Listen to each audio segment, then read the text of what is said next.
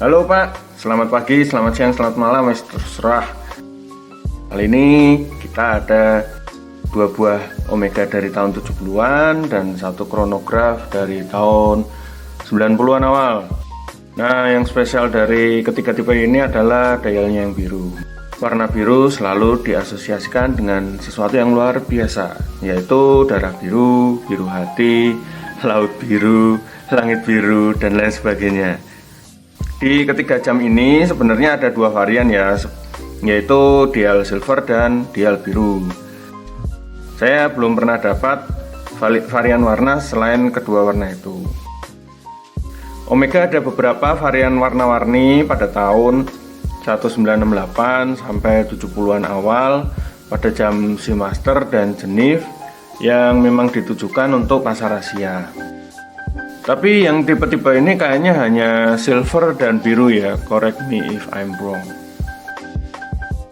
Kita bahas yang mana dulu ya, yang ini dulu ya. Ini kita ada Omega Cosmic. Omega Cosmic 2000 ini sebenarnya banyak varian case dan tipe ya, dan warna dial ya. Setahu saya ada hitam, ada silver, ada biru kayak gini juga. Omega Cosmic 2000 ini dirilis pada tahun 1972 awal mulanya ya, sampai 70-an akhir. Ciri khas Cosmic 2000 adalah konstruksi case yang tidak lazim pada zamannya. Case terdiri dari 2 bagian, kontainer inner case dan outer case. Jadi yang sebelah sini ini inner case, yang ini outer case. Inner case itu menggunakan back case dan kristal ditekan ke kontainer. Lalu setelah itu inner case itu di press fit ke outer case dengan bantuan gasket. Jam Omega ini mempunyai referensi 166-0130, menggunakan dial biru yang sangat elegan. Kalau secara real di nyatanya sih ini agak ungu. Menggunakan finishing sunburst dialnya. Bentuk Omega ini termasuk ke dalam C-shape ya. Omega ini berukuran jumbo 38 mm. Nah, 38 mm ini termasuk diameter yang bagus ya. Hampir semua pergelangan tangan berapapun besarnya dapat memakai jam ukuran 38 mm. Ini contoh di tangan saya. Tangan saya itu lingkarnya itu 18 cm kira-kira, 17-18 cm. Kalau kita bahas secara tampilan depannya, cakep banget sih memang. Ini dialnya warna biru dikombinasi dengan aksen putih yang kontras. Lalu jarum bentuk baton warna putih dan menggunakan loom di tengah-tengahnya. Di arah jam 12 ini ada lambang Omega applied.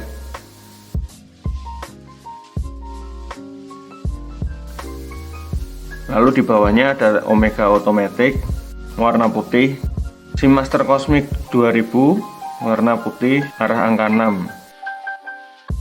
Date window dengan list putih di arah jam 3.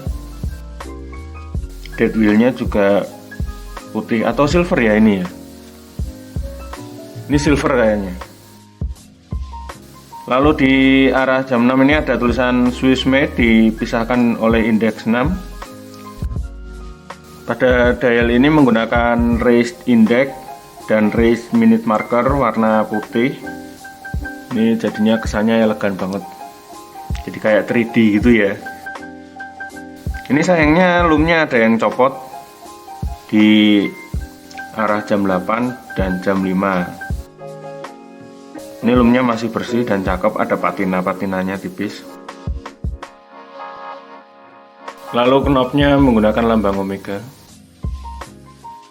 Omega ini menggunakan kaliber 10-12, kaliber yang banyak digunakan pada masa itu dan merupakan improvement dari kaliber 5XX. Kaliber ini berjalan pada 28.800 pph menggunakan fitur stop second. Bisa dilihat ya, ini jalannya jarum itu mulus. Kaliber ini relatif nggak banyak masalah sih, dan lebih mudah mencari partnya sih ketimbang 565 ya. Pengalaman saya seperti itu. Kalau kaliber 565 ada masalah di trelek ya wassalam ya, balik lagi deh ke seperempatan. Ya, kali ini kita ada Omega Chronograph Triple Calendar. Jam ini dirilis pada tahun 90-an awal. Ini mempunyai reference code 1750054. Chronograph ini salah satu sedikit varian movement yang dirilis Omega pada zaman itu. Variannya termasuk kaliber 1136, 1148, 1861, dan 1150. Aslinya ya movement ini tuh ada moon phase-nya ya. Yang pakai moon phase itu reference 1750046. Movement ini menggunakan 17 jewel, lalu di upgrade di 1151 menggunakan 25 jewel. Basis movement 1150 ini adalah 7750 ya, jadi memang masuk ke keluarga 7750. 7750 itu adalah chronograph yang menggunakan cam shifting untuk operasional chronografnya dengan automatic modul yang dikembangkan oleh Valjo. Movement 7750 ini termasuk long standing ya, sangat populer, well proven, digunakan untuk berbagai macam jam dan everyday use. Beda dengan Lemania 5100 yang memang dikembangkan oleh Lemania untuk military purpose. Valjo atau ETA 7750 ini merupakan movement yang sangat cantik dan dapat dipercantik lagi dengan berbagai macam finishing. Omega 1150 ini berjalan pada 28800 bph. Fitur pada Omega 1150 ini adalah petunjuk tanggal, ini yang menggunakan jarum ini, lalu hari dan bulan. Lalu di sini kita bisa menjumpai ini 24 jam, 24 hour indicator dan jarum detik. Instead of menggunakan disk, tanggalnya ini menggunakan pointer. Bulan dan hari di arah 12. Yang ini dialnya edging ya, nanti kita bahas. Case diameter 39 mm, bentuknya asimetrik, sama seperti Omega profesional, reduce dan lain-lain. Ini 39 mm di tangan saya, pas banget sih dipakai di tangan. Hampir semua tangan itu pas bisa pakai diameter yang segini. Diameternya ya sekali lagi 39 mm itu hampir semua pergelangan tangan bisa memakai, dan casing ini memang dipakainya juga enak karena build quality-nya juga bagus. Finishingnya polish, jadi berkilau, cuman ini ada baret-baret jadi nggak begitu kilaunya kelihatan. Kacanya udah menggunakan safir. Knob model ini hanya muncul pada Omega Chronograph yang ada lambangnya seperti ini. Ini artinya established pada tahun 1848. Selanjutnya kita ada Omega Constellation C-Shape dengan menggunakan plat biru, reference code 1680056. Aslinya di arsipnya Omega ini nggak pakai rantai ya, tapi pakai leather strap. Saya juga nggak tahu nih. Cuman biasanya ini yang tipe C-Shape ini datang atau dipakai dengan bracelet 5 links biasa buat C-Shape. Kode rantainya 1040 strap atau di N-Link kodenya 516. Ini setahu saya ada beberapa tipe rantai ya untuk C-Shape ini. Kadang ada juga bentuknya lain, bukan yang seperti ini C-Shape.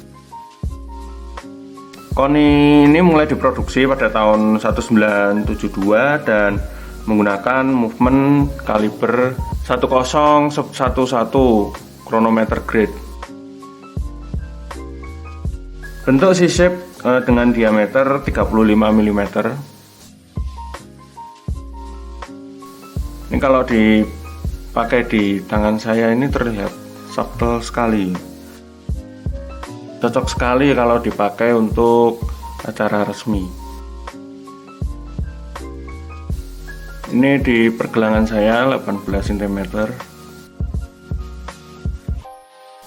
Terlihat subtle sekali ya, tapi memang enak sih kalau mau pakai lengan panjang gitu. Ini tidak mengganggu dan tidak membuat lengan panjangnya itu melipat-lipat.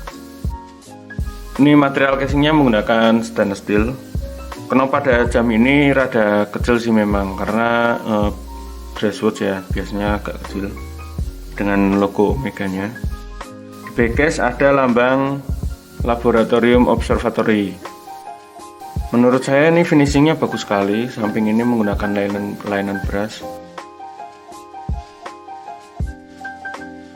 Linen brush juga yang di atas.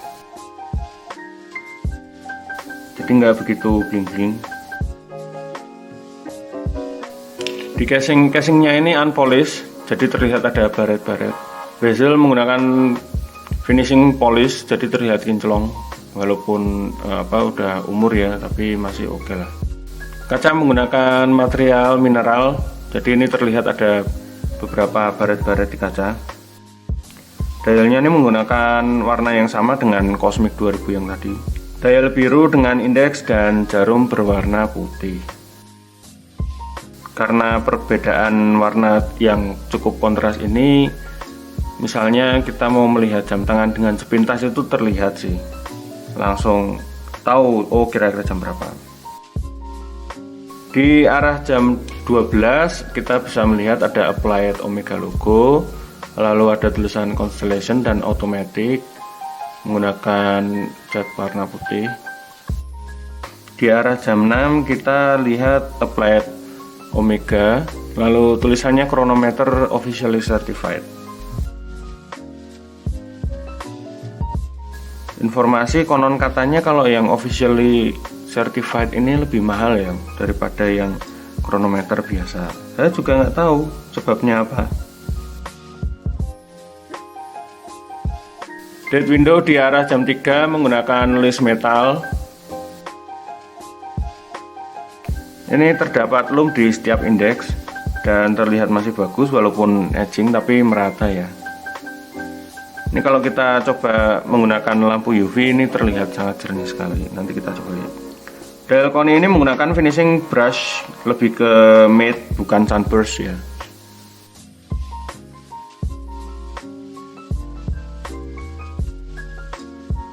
Ini contoh kalau kita tembak dengan sinar UV.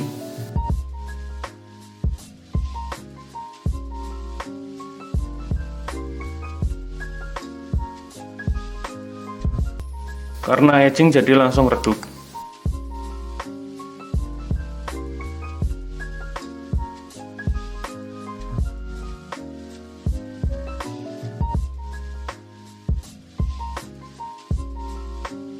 Nah, inilah contoh ketiga Omega plat biru yang saya dapatkan. Dari referensi saya, konon katanya yang tahun 70-an ini dialnya buatan Beyeler. Nah, pabrik tersebut juga memproduksi dial Rolex. Jadi kalau kita dapat Rolex Precision yang warnanya biru, kira-kira edgingnya mirip. Biasanya edgingnya itu ada gripis di dekat loom, di sekitar loom. Gripisnya seperti apa itu kelihatan banget sih kalau di Omega Cosmic ini. Jadi di titik-titik loom itu biasanya warna birunya hilang. Kemudian beda lagi dengan Omega Triple Calendar yang ini. Ini kalau edging itu gripisnya tuh kayak bintik-bintik itu. Bintik-bintiknya menghilang, seperti bukan mengelupas ya, tapi kayak menguap gitu loh. Saya nggak paham juga sih ini. Edgingnya itu cukup banyak yang ini terlihat di dial itu. Kalau di zoom in biasanya bentuknya serpi-serpi, bintik-bintik gitu. Yang di Omega Chrono ini bukan kena cairan ya, bisa garis-garis seperti itu, bukan cairan, tapi ini murni edging. Kalau yang ini masih cukup bagus, tapi bisa kita lihat memang di beberapa titik indeks itu mulai ada terlihat catnya biru mengelupas. Lalu bisa kita ambil kesimpulannya di video ini, yaitu Omega dengan dial biru itu selalu menarik hati ya, karena memang warna birunya itu sangat atraktif, desainnya juga klasik Omega yang timeless gitu, dilihatnya kalau warna biru itu enak, lalu kontrasnya dapet, setelah itu rasanya tuh kayak bisa adem gitu karena dial biru. Sebenarnya kalau edging itu pure selera ya, kadang ada yang senang edging, ada yang nggak senang edging. Sekian dulu dari saya, jangan lupa komen, share, like, and subscribe. Salam sehat selalu.